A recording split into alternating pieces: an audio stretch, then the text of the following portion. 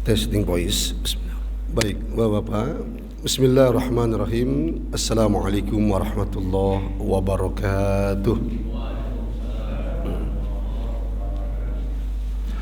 Innal hamdalillah, sholatan wa salaman kamilatan ala Rasulillah Sayyidina Muhammad ibni Abdillah la nabiyya ba'dah wa la hawla wa la quwwata illa billah. Amma ba'dah. Hadratal mukarramin wal muhtaramin, akhsu bidzikri Bapak Ketua DKM Masjid Khairul Ummah Bapak Hanifan beserta jajaran, para guru-guru kita yang ada di wilayah sini, wabil khusus yang hadir di dalam majelis ini, para sesepuh, tokoh masyarakat, pimpinan kita, Bapak-bapak RT, Bapak RW, Bapak-bapak al-hadirun rahimakumullah. Bagaimana Bapak-bapak kabarnya di malam hari ini? Baik dan sehat? Alhamdulillah. Baik Bapak-bapak, malam hari ini alhamdulillah Allah pertemukan kita kembali di majelisnya. Mari kita gunakan kesempatan yang masih diberikan oleh Allah dengan sebaik-baiknya untuk kian tunduk, kian taat, kian patuh kepada Allah Subhanahu wa taala. Salah satunya kita gunakan untuk menuntut ilmu, thalabul ilmi, mencari ilmu, menuntut ilmu, karena dengan ilmu insyaallah jalan hidup kita, langkah kaki kita menapaki bumi Allah akan terarah hingga pada akhirnya kita akan mendapatkan ridho Allah, keridhaan Allah Subhanahu wa taala. Baik, pada malam hari ini kita akan melanjutkan bahasan dari kitab Mukasyafatul Qulub karangan Imam Al-Ghazali, dan masih kelanjutan fi bayani syiddatil maut, penjelasan tentang dahsyatnya kematian. Sekarang masuk pada paragraf warwiya anin Nabi sallallahu alaihi wasallam. Ini kisah Bapak, kisah nyata ya. Detik-detik sakaratul mautnya Nabi Muhammad sallallahu alaihi wasallam. Sebelumnya Nabi Musa dan Nabi Ibrahim. Ini nabi-nabi pilihan, Pak, ulul azmi. Ya, pengarang kitab Imam Al-Ghazali memberikan bagaimana dahsyatnya sakaratul maut dengan diambil pilihan yang telah merasakan tentunya dan tercatat dengan apik, bukan katanya-katanya tapi real fakta adanya dan bisa ditelusuri karena hadis itu beriwayat ya, seperti tanah. Bapak nggak akan bisa memanipulasi tanah karena tanah itu beriwayat ya, akan ketemu, akan ketahuan. Yang penting bapaknya kalau memang dizolimi orang berani gitu ya. Tanah orang uyut bapak diambil orang, kalau bapak punya keberanian terus urus pasti akan ketemu, karena seperti hadis beriwayat ya, Z dapat dari atasnya, dari atasnya lagi, dari atasnya lagi, sampai kemudian dapat dari E dapat dari D dapat dari C dapat dari B dapat dari A, nah, begitu. Jadi mentop. Nah, jadi kisah ini langsung dialami oleh Rasulullah dan jadi pelajaran untuk kita semua. Ruya anin Nabi sallallahu alaihi wasallam, diriwayatkan dari Nabi Muhammad sallallahu alaihi wasallam, annahu kana indahu qadhu mimma'in indal maut, bahwasanya Nabi Muhammad sallallahu alaihi wasallam ketika detik sakaratul maut ada di samping pembaringan beliau itu bejana berisi air. Faja'ala yadkhulu yaduhu fil ma, kemudian tangan beliau dimasukin ke bejana. Anggap ini bejana ya. Ini gelas Pak ya. Ya ini juga bisa bejana juga tapi kecil. Ya, tapi gede. Kiranya jari-jari ini masuk semua, dimasukin ke dalam bejana berisi air tersebut. Setelah udah basah, tangan Rasulullah, beliau sendiri yang bergerak tangan itu. Kemudian thumma, ya, dari sini terdeteksi Pak, kalau bahasa Arab itu luar biasa, nggak bisa ya, siapapun berbohong dengan Al-Quran. Kenapa? Karena Al-Quran itu per huruf itu mengandung arti. Nah, di sini ini bukan Al-Quran, tapi ini bahasa Arab. Induknya Al-Quran, bahasa Arab itu induknya Al-Quran. Nah, jadi thumma, Nabi Muhammad nyelupin tangan ke bejana. Thumma yamsah, kemudian, nah ini kata sambung thumma. Ya, tidak ditulis wa, tapi thumma. Kalau thumma itu menandakan apa? Rasulullah tidak begitu cepat antara dari bejana dan ke muka beliau, ke wajah beliau itu tidak begini, tek tek, bukan begitu. Ya, karena kondisi beliau sedang sakaratul maut, ya, menahan rasa sakit sehingga apa? Perlahan. Ya, air adem, badan berasa udah macam-macam, sakit iya, panas iya, dan seterusnya. Ya, ini setingkat Nabi Bapak, bahkan pemimpin para Nabi dan Rasul, bahkan manusia paripurna. Karena beliaulah Sallallahu Alaihi Wasallam kita ada, langit bumi isinya ada. Kalau bukan karena Rasulullah tidak akan ada. Tapi detik sakaratul maut ini gambarannya. Beliau masukkan ke bejana, ya perlahan-lahan karena kondisi. Ya kalau segar bugar mungkin Pak, ya begitu. Ya kayak orang cuci tangan ketika mau makan, gitu ya, gitu, gesit. Kemudian setelah summa, kemudian beliau yamsah wajhahu, membasuh muka beliau sendiri dengan tangan beliau. Wayakul, nah baru tadi summa, sekarang pakai waw, wayakul. Nah ini Pak langsung dibuktikan kata sambung. Summa kata sambung, wayakul, nah, itu wa-nya kata sambung juga. Tapi perbedaannya apa? Kalau wa itu lebih cepat. Setelah beliau membasuhkan wajah beliau, wayakul, langsung beliau berkata atau berdoa. Apa doa yang dibaca oleh beliau? Allahumma hawwin alayya sakaratil maut. Itu doanya. Biasanya bapak-bapak gimana? Kalau baca doa begitu tadi tuh.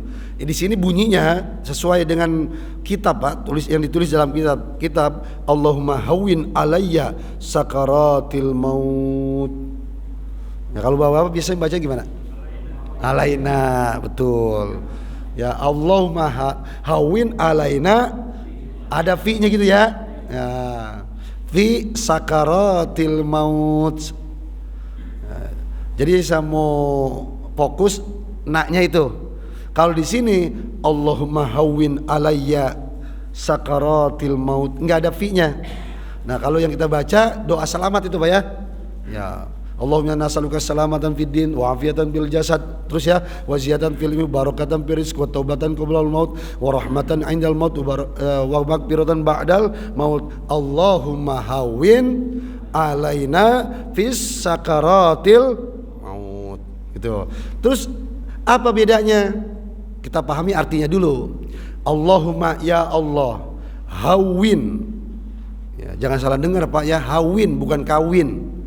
Ya, kawin itu bahasa Arab Pak. Kawin itu bahasa Arab. Kawanayu, kawinu takwinan. Tuh. Hawanayu, hawinu tahwinan. Gitu. Jadi ya kalau ada orang nyebut kawin, kawin bahasa Arab itu Pak. Ya artinya apa? Ya menjadikan. Gitu. Kan orang kawin jadiin Pak. Kalau nikah ijab kabul. Ya kalau nikah kan neken. Kalau nikah neken tuh, ya jadilah buku nikah. Nah kalau kawin neken, paham ya? Neken, itu jadilah, gitu Pak. Ya orang Indonesia apa bahasanya banyak yang nyerap dari bahasa Arab, makanya jangan benci sama orang Arab, gitu ya.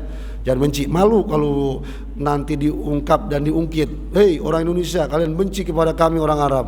Kembalikan bahasa kami. Lebih dari 30.000 kosakata bahasa Indonesia diserap dari bahasa Arab. Gitu. Kalau DPR, MPR itu benci sama orang Arab, bahasa Arab, malu itu Pak. Ya, di Dewan Perwakilan Rakyat, Dewan Perwakilan Rakyat itu bahasa Arab semua. Majelis Permusyawaratan Rakyat itu bahasa Arab semua. Kalau orang DPR, orang MPR benci bahasa Arab, ya malu itu. Ya malunya double. Mereka mestinya pinter tahu, ya nama mereka pun institusinya itu berasal dari bahasa Arab, tapi kenapa kemudian benci kepada ya kearab-araban? Jangan. Jadi hawin itu artinya apa? Ya ini fil amr Pak ya. Kita mohon kepada Allah, ya Allah ringankan. Artinya apa Pak? Hawin ringankan. Allahumma hawin alaina. Nah kalau banyak baru kita bahas nih. Kalau banyak ya, bukan misal imam sholat, jadi jangan sampai kena ya yang disabdakan Rasulullah, pemimpin khianat, al-imamu al-khain, pemimpin yang berkhianat, bukan sekedar ya pejabat atau aparat yang kemudian yang nggak memberikan misalnya bansos padahal udah ada, atau mungkin amanah dah gitu ya. Bukan, diawali dari ya ritual yang sifatnya itu ke langit, kepada Allah, vertikal ke atas. Apa itu? Ibadah. Kalau ada imam sholat, berdoanya untuk sendiri, ya Allahumma hawin alayya bisakaratil maut, Allahumma gfirli wali walidayya warhamhuma kama rabbayani shaghira, Allahumma ij'alni imanan kamilan. Gitu ya kan, doa apa tuh? Doa kamilin ya bulan Ramadan. Jadi kalau ada imam baca doanya semua atau untuk dirinya, itu pemimpin yang berkhianat. Kenapa? Dari awal dia berdoa untuk dirinya, artinya gitu ya. Arti dari yang dia baca itu kalau diartikan untuk dirinya, ya Allah jadikan aku, ya Allah ampuni kedua orang tuaku. Sedangkan jamaah di belakangnya hanya disuruh mengaminkan, amin, amin. Apa artinya amin? Istajib ya Allah, kabulkan ya Allah. Ya, jadi udah kayak budak gitu Pak. Ya, makmum itu kayak budak. Ya kalau misalnya ada Pak, ya logis. Ya, tapi itu tadi nggak benar menurut syariah. Ya namanya makmum kan, mohon maaf Pak, ya kita harus akui dalam Islam yang menjadi imam yang paling pinter, bacaan Qurannya paling fasih, pokoknya paling mantap semuanya. Kalau ada yang tua, ya yang tua nih, maka apa? Ada yang muda, ada yang tua. Ini kayak Kang Jum sama Kang Mus. Ya, yang di sini ada yang lebih tua. Ya, terus Qurannya kalah dengan akang-akang dua ini. Ya Bapak jangan maksain. Ya aturannya udah dari Allah gitu. Aturannya udah dari Allah, dari Rasulullah. Kedepankan meskipun muda. Nah kalau bagaimana yang tua hafal 1 juz, ya akang-akang hafal 2 juz. Ya, kalau soal fase berseimbang, ya udah tetap kedepankan meskipun muda. Yang penting yang muda jangan songong. Gitu, wow tua gigi ompong ngata-ngatain jadi imam lagi, jangan gitu. Yang tua juga harus tahu diri ya, bukannya berarti tahu diri kemudian apa ya itu Pak. Jadi ya kalau bicara tahu diri Pak, saya jadi ingat supir itu Pak adalah orang-orang yang tidak tahu diri gitu Pak. Supir, driver, paham ya. Bapak pikirin aja Pak, kalau supir diri itu Pak, ya mati itu orang di sebelahnya. Ya supir itu Pak kerjaan yang tidak tahu diri, duduk aja Pak. Ya itu Pak, maksudnya bercanda, bukan berarti nggak tahu diri, nggak berakhlak, bukan.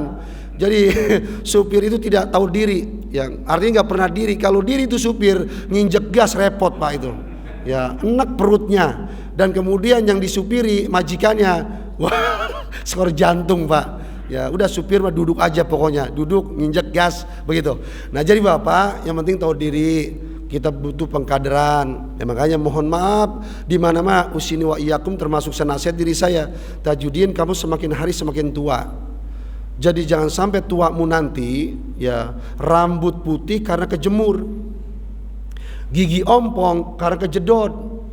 Artinya tua yang tidak berisi. Semakin tua, ya mungkin Pak pada saat saya nggak bisa lagi begini nih Pak, berkumpul dengan Bapak dan Bapak pun berkumpul dengan kami di sini karena faktor usia, gitu. Sehingga apa? Jadilah Pak ketika tua itu seperti magnet. Ini nih kalau ada magnet nih segede kepel, kita taruh di sini, ketarik itu, dep langsung kemari. Ya. Sekarang kan kita masih ajak gigi ke sana ke sini. Nah pada saatnya Pak, ya istilah ujung tombak.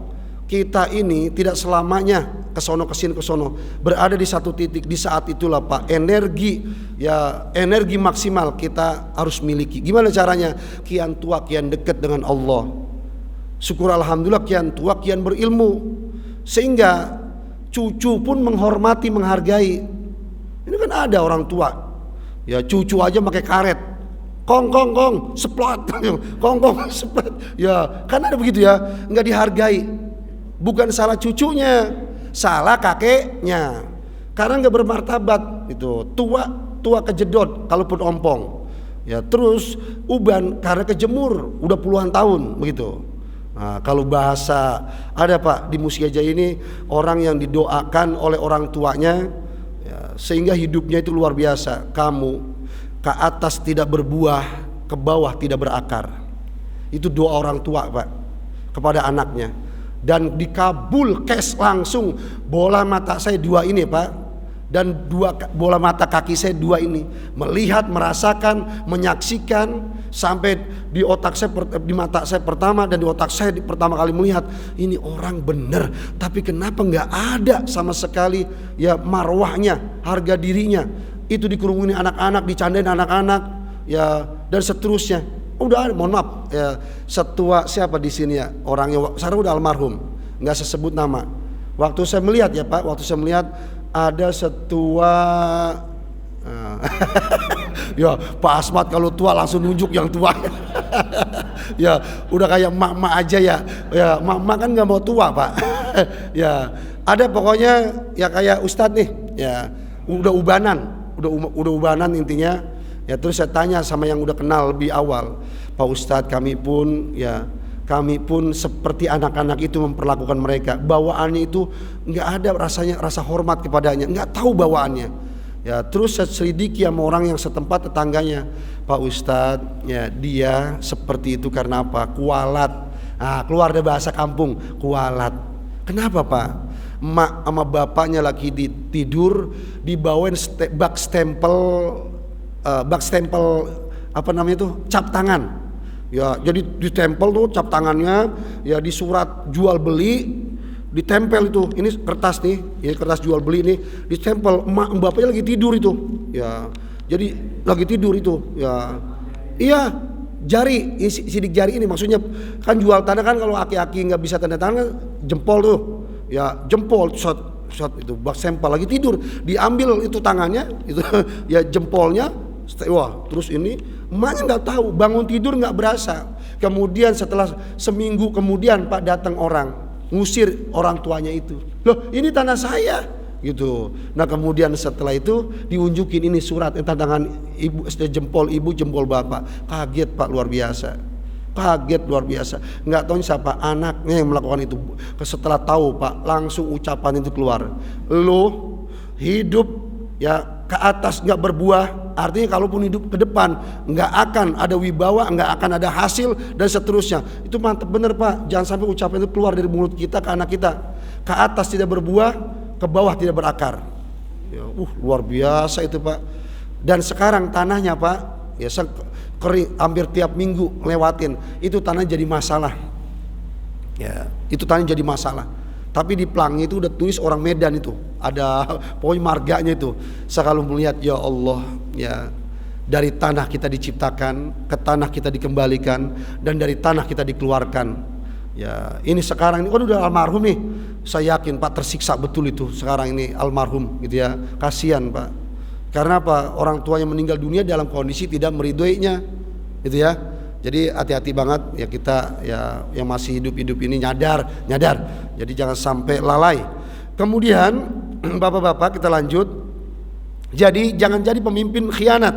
Berdoalah ya.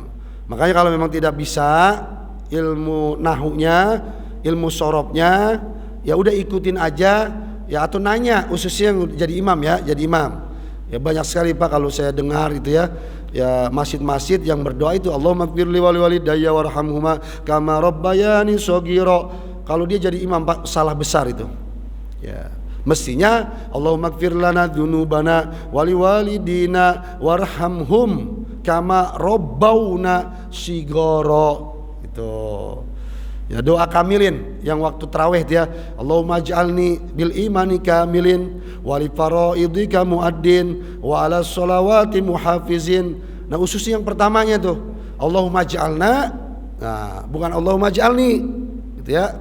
Allahumma inni as'aluka imanan daiman. Itu kan doa witirnya. Jangan ini Allahumma inna nas'aluka. Itu Pak ya. Ya ini makanya ya biasanya Pak, ya biasanya anak-anak artinya yang masih muda-muda sekarang karena ilmu nahwu shorof diajarkan, mereka lebih paham. Ya, yang saya dengar itu biasanya yang salah doa itu yang udah sepuh-sepuh gitu ya. Yang udah sepuh mungkin dulu ngapalnya apa adanya. Ya, belum sempat belajar ilmu shorof, perubahan kata. Nah, itu Pak ya. Ya makanya kalau udah begitu Pak, rumusan belajarnya jangan gede ambek. Paham? Ya kayak kita nih, kayak usia kita nih, usia saya, usia bapak-bapak. Ya, apalagi mohon maaf, kita jarang nggak bisa baca, bahasa Arab nggak bisa baca, tapi doa pernah kita hafal. Nah jalan satu-satunya banyak denger. Kalau dikasih tahu jangan ngambek. Itu kita orang Islam gede ambeknya sih Pak. Jadi lambat pinternya. Udah tahu ndablek dikasih tahu, wah marah minta ampun. Udah dari dulu gua diajarin sama guru gua begitu Pak. Wah, iya kan? Lu Ustadz baru kemarin sore aja, ya habis itu Pak. Padahal Ustadz kemarin sore itu udah kayak ini Pak, besi dibakar, ya besi dipukuli, ditempa. Ya ilmu itu Pak bukan masalah tua muda. Siapa yang bersungguh-sungguh manjada wajada. Siapa yang bersungguh-sungguh pasti dapat. Itu bisa dipahami? Itu kalau nggak ngambek udah ya Ustaz nyentilin mulu, mendingan gua tidur aja ngajinya dah. Tidur dah. Ya ngambek juga itu. Ya, jadi jangan gede ambek. Ya jangan gede ambek. Kalau gede ambek susah pinternya, susah berkembangnya. Kemudian Rasulullah SAW setelah beliau mengusap wajah dan berdoa Allahumma hawwin alayya sakaratil maut. Kemudian di situ Pak ada putri tercinta beliau, Sayyidah Fatimah. Wa Fatimatu radhiyallahu anha taqul, kemudian bertanya kepada Rasulullah karena beliau menyaksikan apa yang dilakukan oleh Rasulullah. Wa akribah likurbika ya abah, ya wahai bapakku, apakah engkau saat ini merasakan sakit? Itu pertanyaannya Pak. Ini bukti bagaimana sakaratul maut. Langsung kemudian ya karena memang Rasulullah ini Pak paripurna, apa yang diucapkan dipandu oleh Allah, apa yang dilakukan udah pasti Pak itu hasil bimbingan Allah. Enggak ada setitik noda pun Pak kesalahan Rasulullah, enggak ada. Itu enggak ada. Jadi benar-benar luar biasa Nabi Muhammad SAW. Nah jawabannya Pak, sekarang saya mau nanya, kalau bapak kita nih orang biasa ini ditanya, bapak lagi sakaratul maut, sakit Pak, apa jawabannya? Wah, langsung sakit banget, ada bangetnya lagi, sakit banget ya Allah, sambil nangis lagi. Wah tambah serem aja orang yang lihat, ya tambah takut aja. Ya Pak, semua ahli filsuf muslim, ahli filsafat Pak, ahli ilmu filsafat itu ilmu yang banyak mikir Pak, kayak Mr. Rocky Gerung itu. Maka jangan kaget ya kalau Mr. Rocky Gerung itu luar biasa, karena memang kerjaan beliau mikir aja terus, baca, menelaah, menganalisa, bahkan buat formula ya kemudian menyampaikan, maka berbobot. Nah ahli filsuf ya filsuf muslim ya apa berkata sepakat semuanya, di antaranya Abu Bakar ya. Ini bukan Abu Bakar As-Siddiq Pak ya. Abu Bakar Ar-Razi, filsuf muslim, ahli filsafat Islam. Penyakit yang paling banyak penderitanya bukan corona ya. Kalau kita kan bilangnya corona Pak ya, ya kemarin maksudnya ya sedunia, bukan. Ya, penyakit yang paling banyak penderitanya adalah apa, Pak? Ya, penyakit yang paling banyak penderitanya cinta dunia dan takut mati. Itu penyakit atau bukan, Pak? Ayo, penyakit atau bukan itu? Penyakit. Coba tanya orang yang kena corona, sudah detik terakhir kata dokter ini nggak ada kesempatan hidup. Coba tanya itu orang yang sakit itu kena corona. Ya, berani mati atau takut mati dia? Ayo. Aduh, jangan mati duluan gua. Ya, bukan masalah punya hutang. Kalau hutang pengen mati duluan dia supaya nggak bayar gitu. Ya, aduh, ya Allah takut mati, gimana nih ntar di kuburan, ya apalagi dia udah tahu menggalinya gimana, dibungkus pakai plastik itu ya. Tuh, orang yang udah di penghujung hayatnya aja masih takut mati. Gitu, Pak. Jadi penyakit yang paling banyak penderitanya adalah cinta dunia dan takut mati. Apa penyebabnya? Penyebabnya adalah kalah dengan syahwat sehingga jiwanya ngelantur. Banyak berangan-angan. Tuh, belum punya mobil, pengen punya mobil. Udah punya mobil 1, pengen punya mobil 2. Ya, pekerjaan nggak punya, nggak apa-apa ngerampok. Pokoknya ngelantur aja itu, berangan-angan. Gitu. Ya, nggak punya uang halal, nggak apa-apa, uang riba. Tuh, ngelantur, Pak. Kenikmatan dunia. Makanya diingat itu hidup enak. Tidak pernah dia berusaha mati enak. Itu, Pak. Luar biasa, Pak. Pemikir-pemikir Islam itu udah ngasih tahu ke kita. Makanya Bapak, mulai malam ini jangan ada di antara kita takut mati.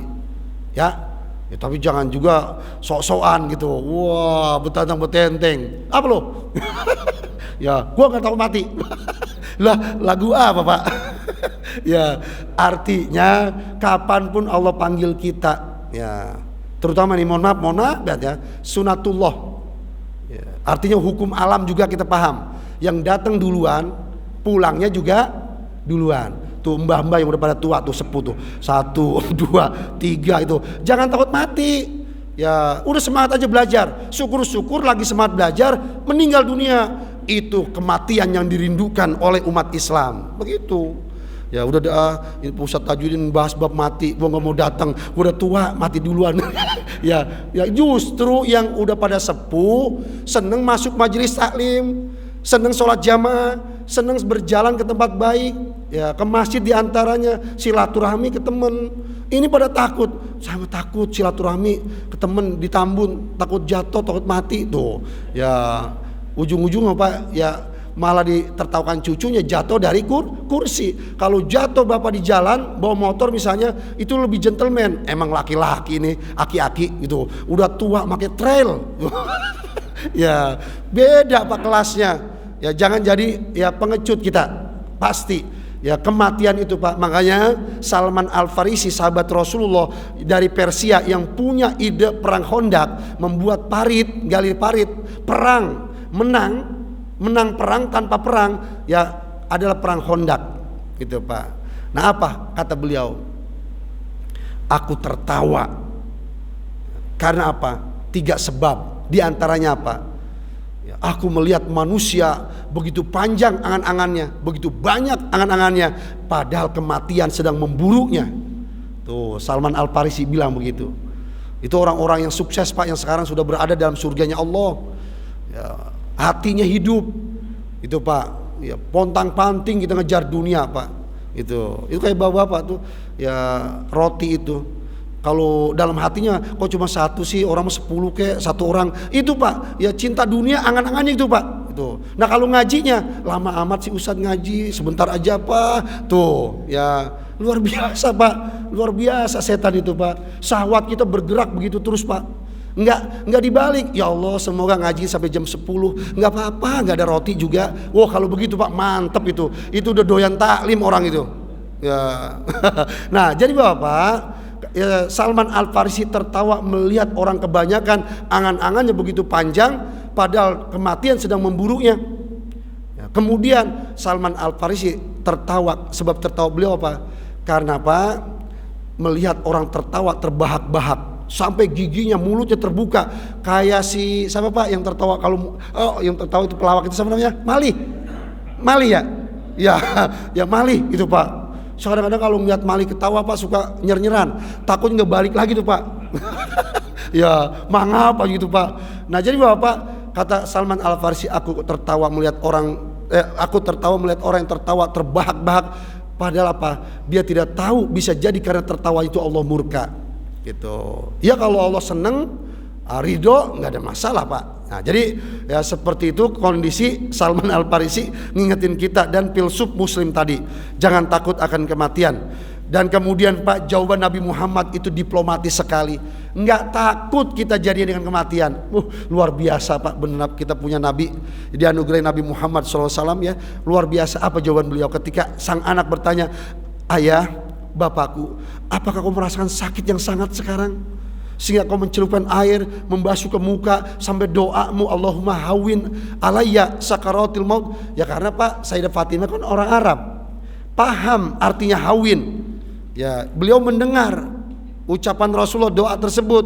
Kemudian Rasulullah menjawab, wa yakul la kurba ala abika ba'dal yaum. Wahai anakku, tidak ada sakit untuk bapakmu setelah hari ini.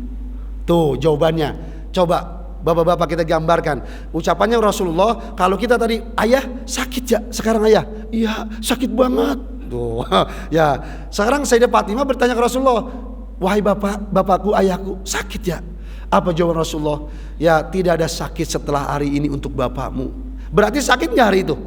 Ya Allah, boleh Pak. Ini kita pakai bahasa-bahasa diplomatis ini. Begini nih, ya. Cuma memang karakter kita Pak, karakter yang apa adanya. Ya, lapar Pak, lapar banget, begitu. Ya, sepiring Pak, 2 piring Pak, sebakul, begitu Pak.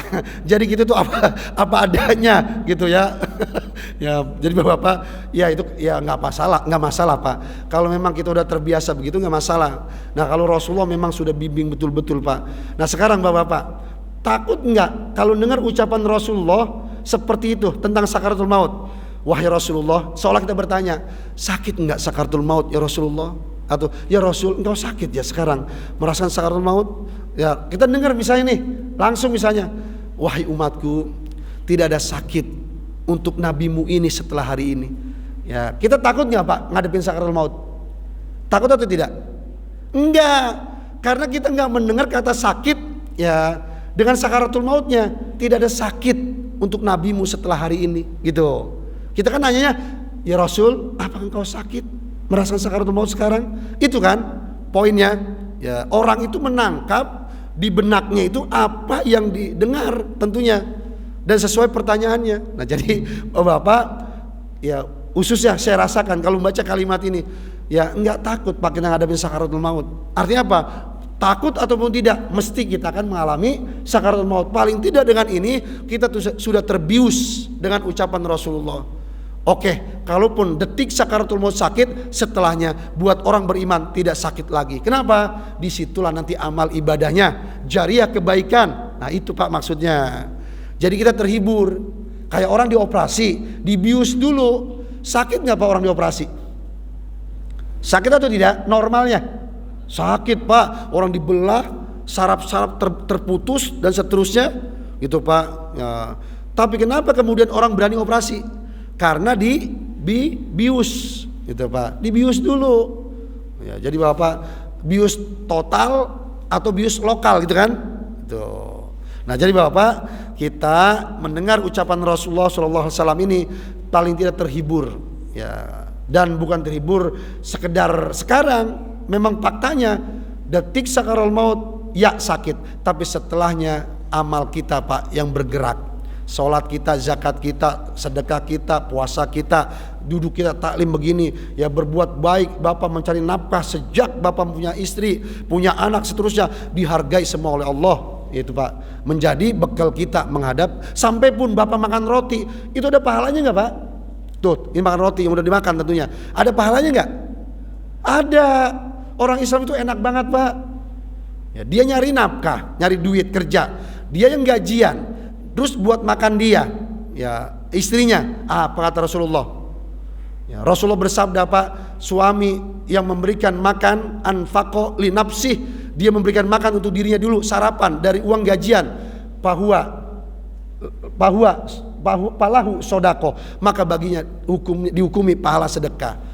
Jadi dia yang nyari duit, dia terus buat makan diri sendiri, udah kenyang perutnya, ya pakai pakaian, tertutup auratnya, rapi dari duit yang dia cari tadi. Ya intinya udah enak badannya, kenyang perutnya, tapi juga dikasih pahala oleh Allah. Tuh enak banget Pak jadi orang beriman. Ya enaknya kenapa? Karena kata sandinya sudah kita ucapkan, yaitu syahadatain. Itu Pak. Berat apa ringan Pak mempertahankan syahadatain? Berat atau ringan? Berat. Bapak sejak bersyahadatain pengen minum bir, boleh atau tidak? Pengen gak Bapak sebenarnya? Pengen Pak, nyoba-nyoba begitu ya. Ya gimana sih rasanya? Kelihatan itu anggur merah banget, manis, pahit, sepet apa ya? Pengen. Nah terus Pak, makanan terlezat, ya makanan terlezat kata Allah, kata Rasulullah, daging terlezat. Daging apa Pak? Babi. Ya nggak Pak. Ya daging babi. Ya bipang, babi panggang dulu ya. Ya itu Pak dipakai pisau, kriuk, kedengeran kulitnya itu kan klimis kulit babi itu ya. Itu dimakan kriuk. Itu youtuber yang makan babi itu enak banget, kriuk.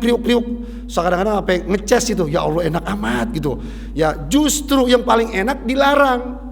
Itu Pak.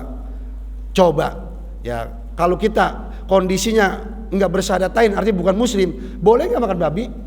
Boleh. Tapi kita dengan bersyahadatain, boleh atau tidak makan babi? Tidak boleh. Ya kecuali Pak, ya bisa Bapak nggak ada makan lain dah. Ya pokoknya kagak ada pohon kedongdong, kagak ada kambing, kagak ada makanan. Bapak di Mustika Jaya ini nggak ada siapa-siapa, Bapak aja sendiri, cuma berdua sama babi gitu. Ya itu berdua sama babi. Ya kemudian lapar banget. Ya kemudian apa? Itu babi ya diplantong itu dibagel Pak. Ya terus dipotong, dibakar, ya makan untuk mempertahankan hidup. Itu Pak. Kampung yang lain udah kagak ada Pak, tinggal Mustika Jaya doang. Itu misal itu kalau sekarang Pak, kalau Bapak beralasan Pak Ustadz boleh nggak makan babi, nggak ada yang lain Pak Ustadz, bohong. Ya Bapak itu culas, malas bergerak.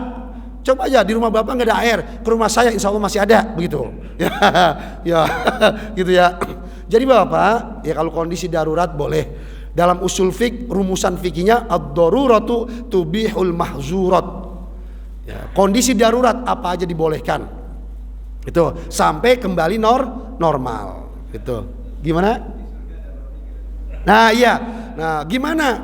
Oke, ini bagus diingetin. Bapak-bapak, kerinduan Bapak pengen minum bir.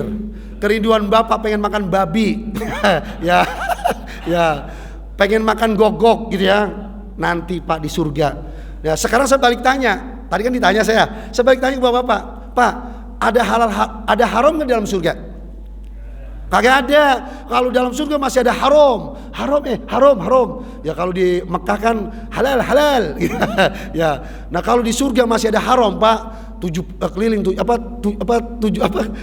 pusing pala kita 7 keliling gitu. Jadi di sana Pak nanti wah pokoknya udah, makanya sabar aja Pak. Termasuk bapak-bapak yang seneng lihat wadon. Ya Allah cantik amat bini orang. Ya Allah bini tetangga cantik banget. Bini saya kok jelek amat gitu ya. Ya Pak sabar gitu. Ya nanti Pak bapak berapapun di sana monggo silakan. Ya bahkan satu pun asal mau.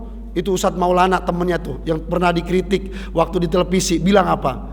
Orang Pak di dalam surga hubungan badan 70 tahun genjot. Paham genjot? Genjot istrinya tuh wayo aja 70 tahun. Satu harinya 1000 tahun di dunia. Ya kaliin aja, enggak lemes, enggak linu, enggak loyo, ayo aja, enggak pakai hajar jahanam itu, alami. Enggak pakai jamu kuat, alami. Ya sabar aja, sabar. Ini jangan liatin bini orang terus. Pura-pura nyiram padahal nggak ada yang disiram gitu. Ya ngeliatin tetangganya, ya dilalanya apa, bini tetangga juga diliatin malah seneng gitu. Wah gue diliatin, ya udah klop itu ya. Besok di nerakanya bareng-bareng itu halo juga hop ya. Jadi gitu Pak ya, sabar ya. Apa-apa yang diharamkan di dunia ini ujian sementara itu. Tapi juga jangan Bapak punya pikiran gue udah ngebet banget pengen makan babi itu. Dan untuk masuk surga itu harus mati dulu, akhirnya bunuh diri supaya cepat makan babi. Kagak bakal Pak, karena Bapak menghabisi waktu Bapak dengan ya bunuh diri. Itu itu yang kayak di Kalideres itu Pak. Yang di Kalideres itu yang 4 orang kalau tidak salah ya. Ya itu polisi luar biasa Pak. Memang polisi Indonesia Pak kalau soal forensik hebat. Ya bisa ketahuan itu. Semuanya udah selesai itu Pak, udah selesai. Yang mati duluan dari 4 orang mana, yang sakit jantung mana, gitu. Sakit jantungnya mendadak atau sakit jantungnya lama, gitu. Ditelaah dari kotorannya, luar biasa. Saya Pak kalau yang begitu itu senang tuh, wah luar biasa ini ahlinya bicara gitu. Udah diketahui kan kemarin ada sakwa sangka dibunuh gitu ya, bukan dibunuh, ya memang ya biasa ya faktor ekonomi dan sebagainya. Intinya sendiri tidak ada yang membunuh seperti itu kesimpulannya. Ini sekarang saya lagi banyak nonton Sambo gitu ya, sidang Sambo. Ya saya nggak pernah ketinggalan Pak sidang Sambo. Gitu, bener seneng banget lihat Sambo, bukan senengnya Sambonya, ya pelajarannya Pak berharga sekali. Jenderal-jenderal pada nangis, ya anak buah Sambo, teman Sambo pada nangis sampai bilang, ya Pak Sambo, saya ini ngabdi ke Pak Sambo, perintah Pak Sambo saya laksanakan dengan sebaik-baiknya. Tapi kenapa Pak Sambo berbuat seperti ini kepada kami? Anak istri kami sekarang sudah tidak punya lagi harga diri. Kami jabatan sudah tidak ada semuanya. 30 tahun kami mengabdi kepada negara. Sekarang kami berada di titik nadir seperti ini sambil nangis. Ya, bagi saya Pak termenung, ya Allah, Maha benar Allah. Kalau ingin hidup bahagia, jangan pernah takut kepada selain Allah, dan jangan pernah berharap kepada selain Allah. Takutlah kepada Allah, berharaplah hanya kepada Allah, baru bahagia hidup. Nah, sekarang ini buktinya Pak, itu pelajaran yang saya ambil. Kan teorinya udah bahas di kitab. Nah faktanya ini, kenapa mereka pada nangis? Apa Pak jawaban ucapan mereka? Ditanya oleh hakim, kenapa kamu ikuti perintah yang salah? Karena Pak Hakim, jabatan kami, ya pangkat kami, hidup kami ada di tangan Pak Sambo. Ya Kadipropam Pak, yang nyidang polisi pada takut semua kan? Tuh, paham Pak ya? Jangan takut kecuali kepada Allah, dan jangan berharap kecuali kepada Allah. Itu pelajarannya Pak. Gitu. Itu pelajarannya. Ya kenapa saya melihat terus dari sini? Yaitu namanya ayat-ayat basah, ayat keringnya Al-Quran, hadis. Ayat basahnya apa yang ada di pandangan kita, di hadapan kita ini sekarang. Gitu Pak ya. Ya baik Bapak-bapak. Nah kemudian waqala Umar, berkata Umar bin Khattab kepada Ka'ab, ya Ka'ab, hadisna anil maut, tolong dong ya sampaikan kepada saya tentang kematian. Gimana sih kematian itu? Karena Ka'ab banyak mendengar dari Rasulullah. Nah Umar kemudian minta seperti itu agar apa? Bisa didengar oleh beliau dan yang lain termasuk kita saat ini. Kalau nggak ditanya oleh Umar, niscaya apa yang didengar oleh Ka'ab dari Rasulullah hanya untuk beliau sendiri. Kemudian apa Pak? Ya dikatakan faqala na'am ya Amirul Mukminin, baik wahai Amirul Mukminin, innal mu'mina kagusni innal mauta kagusni katsirin al-syauq au ju'ila fi jawfi rajulin. Wahai Amirul Mukminin Umar bin Khattab, sesungguhnya kematian itu seperti dahan cabang pohon yang itu penuh dengan duri yang kokoh, yang tajam, yang panjang, kemudian dimasukkan ke dalam jaub. Nah, jaub itu mulut, ke kerongkongan seseorang. Ya. Setelah itu akhadzat kullu syirkati ma'ruf. Ya. Kemudian setelah udah masuk, ditarik keluar. Ya. Duri-duri itu, cabang yang ada durinya, dahannya ada durinya, ditarik keluar dengan paksa. Apa yang terjadi? Summa jajabahu rajulus syadidul jajab. Fa akhadha ma akhadha wa abqa ma abqa. Jadi yang kena duri, ketarik, dagingnya ada yang nyangkut di duri, yang tersisa samping-sampingnya itu apa? Ya tersobek semua sudah. Nah sekarang Bapak-bapak, kita disuruh ngebayangin kalau duri kita masukin ke kerongkongan sampai kerongkongan kita, ya terus kita tarik, kan ada yang ke bawah tuh, ya kayak pancing gitu, pancing ikan tuh. Kira-kira perih nggak Pak di dalam itu? Sakit atau tidak? Sakit, gitu Pak, sakit. Terutama Bapak-bapak yang suka ya mania mancing tuh, ya mancing mania, ya itu Pak, itu ikan kena rahangnya kena ini, ya kena ke dalamnya, terus Bapak tarik dengan bangganya. Wow, ya coba sekarang ngaji udah sampai di sini nih, Bapak bayangin, ya Allah, ya lama-lama Pak Bapak bisa jadi wali Pak. Ya jadi takut nyakitin hewan gitu, kayak Imam Sunan Ampel ketika teki tercabut nangis beliau, ya Allah maafkan saya gitu, karena apa, saya sudah mencabut teki ini, sudah tercabut ya. Beliau kalau tidak saya bergerak jatuh gitu ya, terus ada teki, pohon teki itu rumput yang tercabut, nangis Pak. Kita babadin itu Pak rumput. Ya Bapak babadin, saya pakai mesin cukur rumput Pak, sereng. Ya makanya saya kalau motong rumput itu ya di awalnya, ya Allah maafkan saya ya memotong makhluk-makhlukmu ini, dan bisa jadi ada hewan kodok dan sebagainya yang terkena, maafkan ya Allah, saya ampuni saya ya Allah. Ya meskipun saya bukan wali Pak, paling tidak jangan berat-berat amat kesalahan kita Pak gitu. Ya kalau wali mah Pak luar biasa gitu. Ya kita kan memang orang, ya mungkin ada Pak di antara kita ini wali ya, karena saya bukan wali, saya cuma wali murid gitu ya. Jadi saya tidak bisa melihat waliullah di sini ya. Yang bisa melihat waliullah hanya waliullah gitu Pak. Apa nggak bisa Ustadz kita jadi waliullah? Bisa. Rumusannya apa? Alladzina amanu wattaqau. Yang beriman, imannya dikuatin, wattaqau. Semua amalan perintah Allah dikerjakan, larangan ditinggalkan, benar-benar ya, benar-benar dilaksanakan, baru jadi waliullah. Ini kadang-kadang ya, perut lagi kenyang, ya waliullah, alhamdulillah ya, perut mulai lapar, lapar amat sih gitu. At gitu ya. Ya. Baik, sebagai penutup nanti kita lanjutkan. Wa qala Nabi sallallahu alaihi wasallam, innal abdal yu'ajjila qurbal maut wa sakratihi. Bapak-bapak, sesungguhnya semua makhluk pasti akan merasakan sakaratul maut. Rasulullah menggambarkan, wa inna mafasilahu liyusallima ba'duha ala ba'din. Itu Pak, ketika detik sakaratul maut, sendi-sendi ini kan di tangan kita nih, ditelunjuk ada 3 sendi, 1 ruas, 2 ruas, 3 ruas. Total di tubuh kita ada berapa sendi Pak? 360 sendi. Siapa yang menjelaskan Pak? Nabi Muhammad SAW. Di saat alat kedokteran untuk meronsen gitu Pak belum ada, Rasulullah sudah ngasih tahu di tubuh manusia ada 360 sendi. Setiap hari pagi minta sedekah dari pemilik badan ini. Seperti badan saya ini sendi-sendi, minta dari saya yang bisa mencukupi sedekah seluruh sendi. Kalau bahasa kita pelumas Pak. Kayak Bapak punya mobil, punya motor, kan butuh pelumas. Apa? Oli. Bisa nggak jalan mobil tanpa oli? Bisa. Cuma juga cepet rusak itu. Nah ini tubuh ini Pak, kalau setiap hari nggak disedekahkan, nggak dikasih energi, ya kerja aja terus, sholat subuh enggak, zuhur enggak, asar enggak, seterusnya, zikir kepada Allah enggak, siap-siap saja ya, siap saja.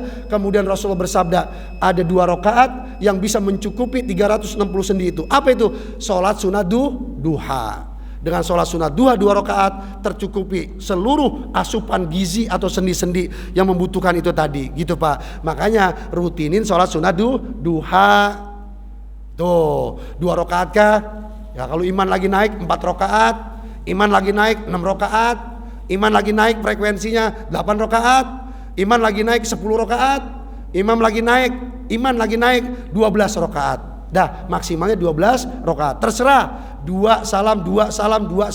Kalau 12 rakaat berarti 6 kali salam, atau mungkin 3 salam gitu, 4 kan 12 jadinya. Monggo silakan. Itu dalam fikih perbandingan mazhab dibolehkan. Nah kemudian semua sendi saling mengucapkan ucapan. Apa ucapannya? Alaikassalam. Kata ujung telunjuk kepada bawahnya, wahai temanku, semoga keselamatan untukmu. Yang tengah, yang pertama nih, demikian, semoga untukmu juga keselamatan. Karena apa? Semuanya merasakan sakit. Mereka saling mendoakan yang 360 sendi ini di tubuh kita. Kemudian ufarikuka ila yaumil kiamah. Sekarang kita akan berpisah wahai temanku.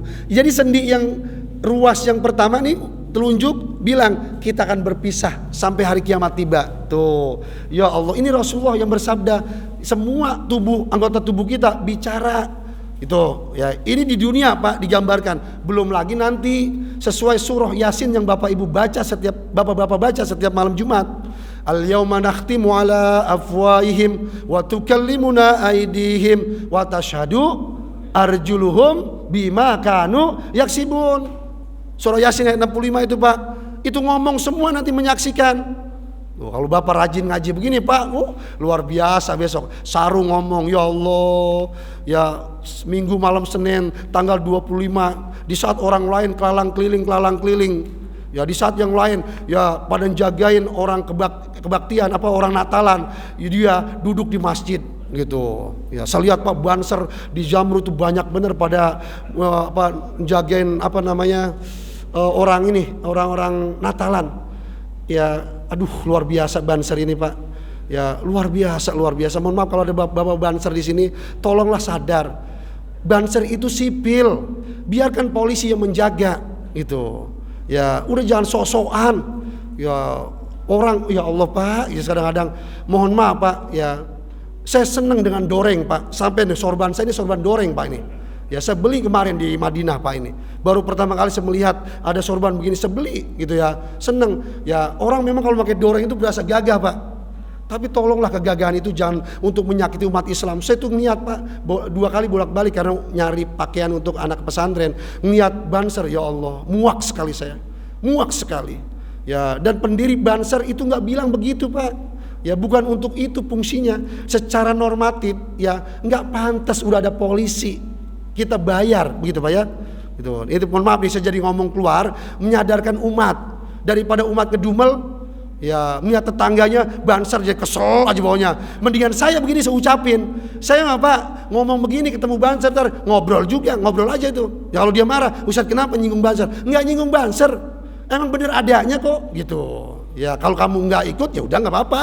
Ya saya ngasih tau yang ngikut gitu. Ari udahlah jangan sakiti umat Islam. Dan kita pun nggak ganggu kok orang Natalan gitu Pak. Saya nggak bawa pentungan Pak. Ya nggak gebugin mereka enggak gitu. Enggak. Meskipun warga Blok S itu, Blok S Jamrut Pak, saya lagi di Mekah nelpon, Pak Ustadz tolong, gimana solusinya? Kami sudah muak melihat kebaktian di ruko. Orang di ruko yang jualan itu tidak kuat lagi bahasanya, makanya sepi jadinya Pak. Karena ruko ini peruntukannya bukan untuk ibadah. Saya lagi di Madinah Pak, teman-teman saya kan loudspeaker, Ustadz ada apa Ustadz? Gitu. Ini warga berkeluh kesah, minta ditanganin gitu. Saya bilang, kalau memang pengen selesai dari warga setempat, itu meskipun saya Asim Muskia Jaya, saya tahu strateginya. Jangan korbankan saya begitu. Tapi kalau diminta saya pemikiran, ide, menghubungkan dengan aparat terkait, saya siap. Siapapun. Ya kalau memang saya disuruh minta ngomong ke Pak Jokowi, saya ngomong. Ya apalagi disuruh ngomong Pak Anies Baswedan, saya ngomong. Gitu. Ya gitu ya. Jadi ya udah muak sebenarnya warga di sana. Ya ketika saya ngeliat, saya cuma bahkan sepulang taklim dari Al Mabrur, ya Allah, saya akan pejamkan mata saya dari bundaran Kodok sampai melewati ya tempat yang dipakai untuk Natal. Semrem aja Pak, semrem aja. Ya ya Allah, kemunkaran ada depan saya. Ya maafkan saya Allah. Ya itu Pak, merem, jujur Pak, semerem. Ya merem aja udah, sampai kemudian lewat di Jamrut dekat pertigaan baru semelek. Gitu. Saya ngerasa pakai insting saya kayaknya udah lewat nih. Kenapa? Itu kan ada sasak naik dikit terus turun. Ya itu patokan saya. Ya pas saya buka ngelirik dulu. Bener. Ya. Gitu Pak ya. Jadi mohon maaf ya Banser saudara kita, ya kita bersahabat, ya saudara tauhid, hendaknya kita ayolah saling menjaga perasaan. Itu di grup-grup ustadz itu Pak banyak yang sakit hati banget ya, gereja sono Banser. Gimana ini ustadz? Ya saya cuma jawab ya bersabar. Semoga nanti ketemu titik ya artinya bisa ngobrol, kemudian saling menjaga perasaan gitu ya. Baik Bapak-bapak, sampai di sini sebagai penutup di sini pengarang kitab. Ini sakaratul maut Nabi Ibrahim, Nabi Musa, Nabi Muhammad. Orang-orang yang dijadikan kekasih Allah. Begitu rasa sakitnya. Pamahaluna. Terus bagaimana dengan kita yang ahli maksiat? Tuh disuruh bayangin kata pengarang kitab. Kita kan maksiatnya banyak Pak. Rasa sakaratul maut kita gimana kira-kira? Tuh ya lebih dahsyat tentunya Pak. Nah karena itulah sebelum kita mengalami detik sakaratul maut, masih ada kesempatan. Ayo kita berusaha di sisa waktu ini banyakin ibadah, baik sifatnya ritual atau sosial, gitu ya. Baik, sampai di sini semoga ada manfaat. Ada pertanyaan mungkin sebelum ditutup? Monggo, cukup? Alhamdulillah, pinter-pinter. Ya. Sudah isya Ustaz, ya pokoknya alasan banyak.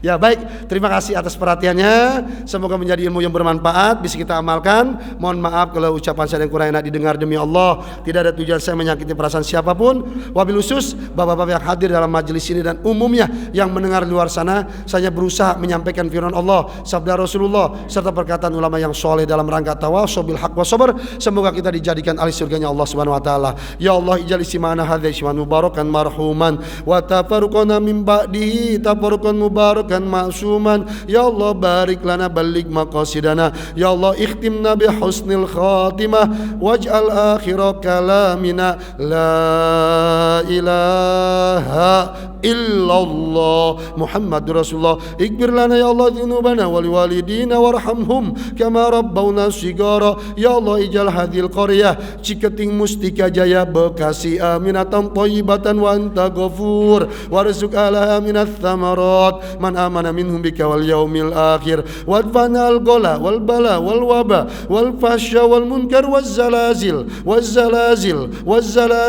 waz zina wal riba wal mihan was wal fitan ma zara minha wa ma batan innaka ala kulli syai'in qadir. Rabbana atina fid dunya hasanah wa fil akhirati hasanah wa qina adzaban nar. Rabbana ijma'na ma habibina sayyidina Muhammadinil Mustafa fi jannatikal ula wa sallallahu ala sayyidina Muhammadin nabil ummi wa ala alihi wa sahbihi wa baraka wa sallam wa tahiyyatu manil hamdulillahi rabbil alamin. Billahi taufiq wal hidayah. Wassalamualaikum warahmatullahi wabarakatuh.